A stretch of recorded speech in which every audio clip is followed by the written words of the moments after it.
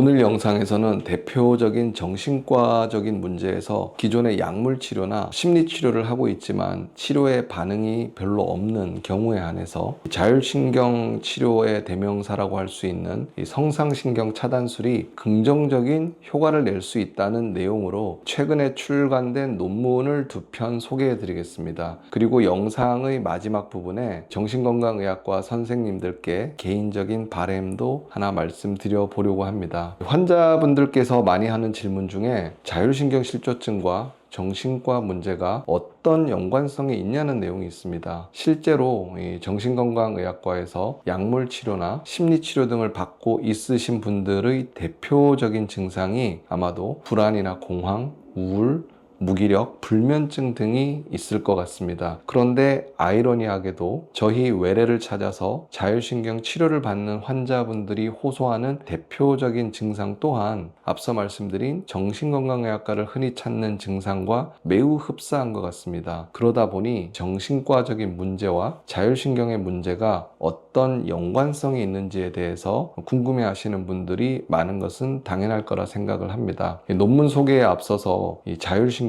정신과적인 문제에 미치는 영향에 대해서 여러 문헌이나 논문을 바탕으로 제 개인적인 의견을 간단히 한번 요약을 해보겠습니다. 실제로 자율신경의 두 축인 교감신경과 부교감신경이 정신과적인 문제를 유발하는 경우에 이 교감신경은 주로 긴장감, 불안감, 불면증 등의 증상과 연관이 더 많고요. 부교감신경은 우울증, 무기력의 원인이 되는 경우가 많습니다. 저희 채널에는 자율신경계가 기능적으로 시상하부나 뇌의 기저핵에 이 신호전달 시스템과 밀접히 연결이 되어 있기 때문에 이 정신과적인 문제를 유발하는 원인이 될 수 있다는 영상들이 있으니까 이 기존 영상들을 다시 한번 보신다면 이 내용에 대해서 이해하는 데 도움이 될 거라고 생각을 합니다. 이제 논문을 한번 소개를 시켜드리겠습니다. 이 첫 번째 논문은 2023년도에 캐나다에서 출간된 논문입니다. 기존에 항우울제로 치료받는 환자 중에서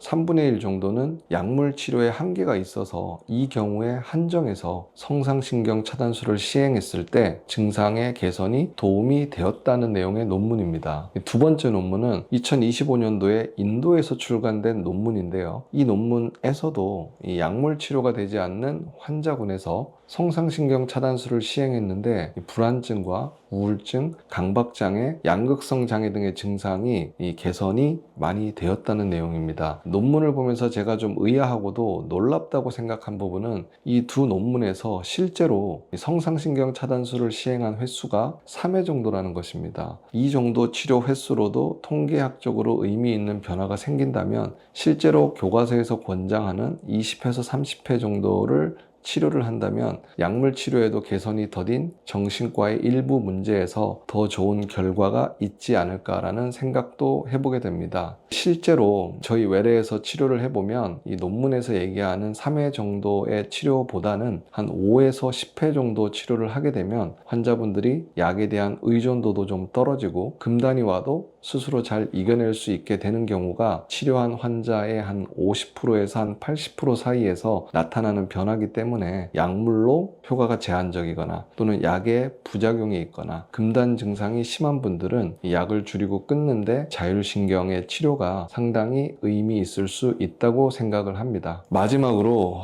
이 말을 해야 하나 말아야 하나 고민이 좀 되긴 하지만 솔직한 심정을 한번 이야기해 보겠습니다.